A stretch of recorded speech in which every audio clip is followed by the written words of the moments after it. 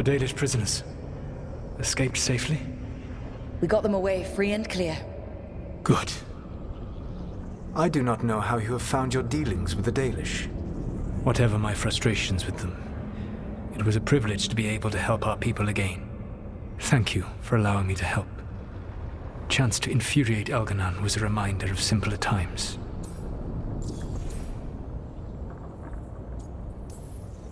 You and Elganon were really tearing into one another back there. I needed to goad him to anger in order to distract him. But yes, while all of the Evanuris were monsters in their own ways, Elganon was the worst. Or perhaps it is more honest to say that his were the faults I found most objectionable.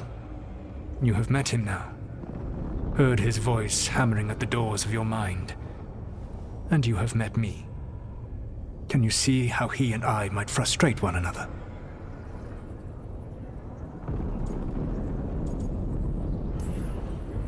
The way the two of you argued, it didn't feel like enemies.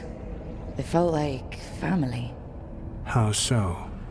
Family knows you better than anyone, and that can be good or bad. I had not thought of it that way. But yes, we had centuries to stoke the fires of our hatred. I saw his rise to tyranny coming, and could not stop it. And he saw me disrupt his plans for dominion time and time again. All right. I can see how you and Elganon would hate each other. He has always been what I most feared becoming. Callous and uncaring, his arrogance unchecked. To have that much power and no one to remind him that he could be wrong. Well, he had you. And I suppose I had you. You said you found the Dalish frustrating. Why is that? It is unfair to them. I lived for thousands of years, and after I imprisoned the Evanuris, I slept for thousands more. I awoke in a world that had forgotten the ancient times almost entirely. And those who tried to remember Elven history, like the Dalish, had gotten so much wrong.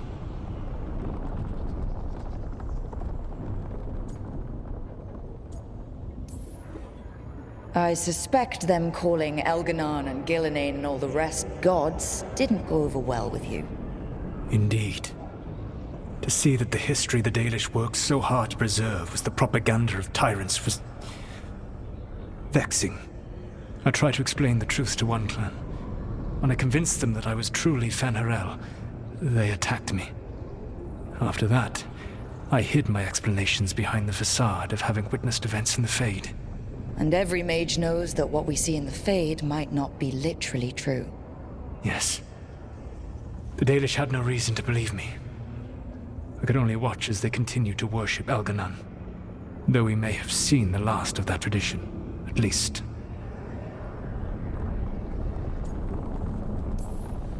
I'll have to take your word for that. When we first met, I saw you only as a foolishly confident child who disrupted my plans. You were an irritant.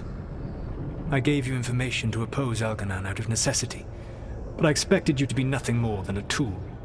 Seeing you with your team, I was wrong.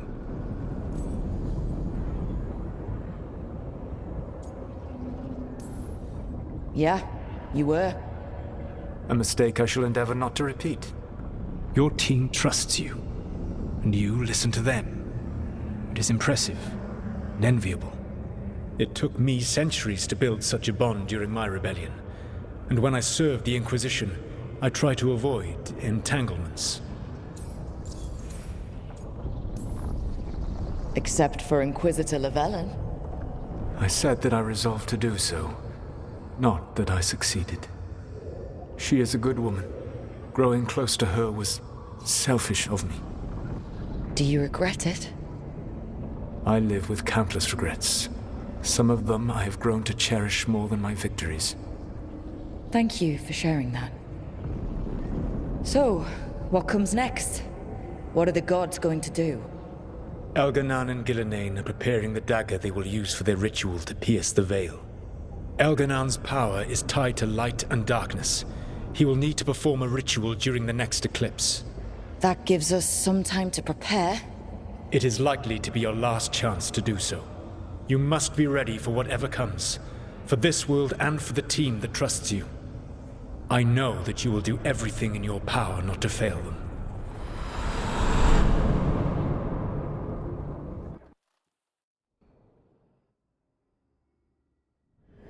So now Elganon's recovered his own archdemon, and the gods only need an eclipse to complete their dagger.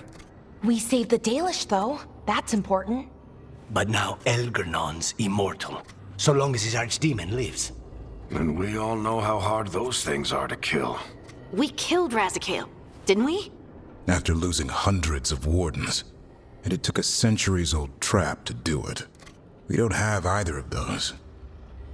Not anymore. Just when you think the tide's in your favor, it turns right back.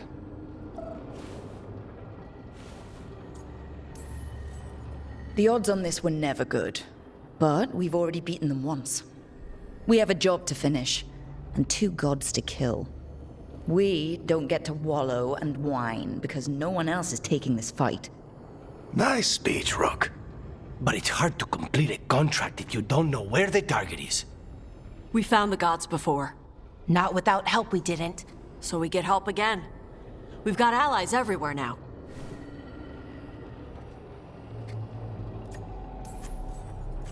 I can think of a few options, but I'm open to suggestions. Wardens have run dry. Nothing new is moving in the deep roads.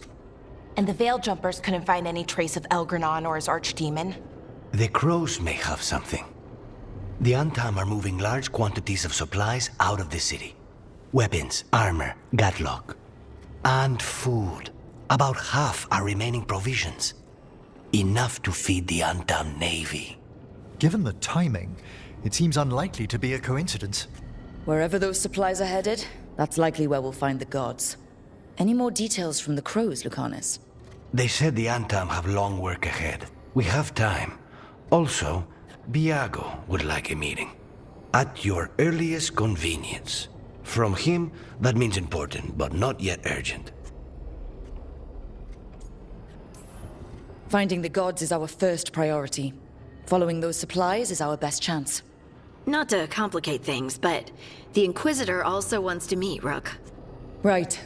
With everything she's been doing in the south, we owe her an update. I'll let her know. Keep your weapons ready. We don't know when the gods will show themselves again. Be prepared for anything. Next time the gods appear, let's make sure it's the last.